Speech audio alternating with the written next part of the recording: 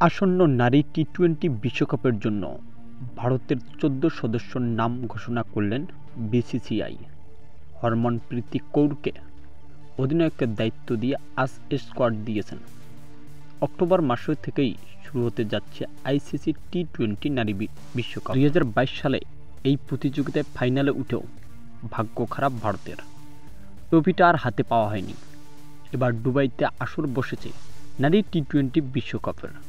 এই চ্যাম্পিয়নশিপে লক্ষ্য করে বেশ ভালোই দল গঠন করেছে ভারত। স্কোয়াডে জায়গা পেয়েছেন অধিনায়ক হরমনপ্রীত কৌর সহ অধিনায়ক স্মৃতি মান্ধনা, রিচা ঘোষ, শেফালি শর্মা, দীপ্তি শর্মা, জেমিনা রদ্রিগেজ, পূজা বস্কর, জস্তিকা ভাটুয়া, দায়ালাত হেমলাথা, আশা শোভানা, রাধা যাদব, সঞ্জনা সঞ্জীবন ও শ্যানকা পাটিল।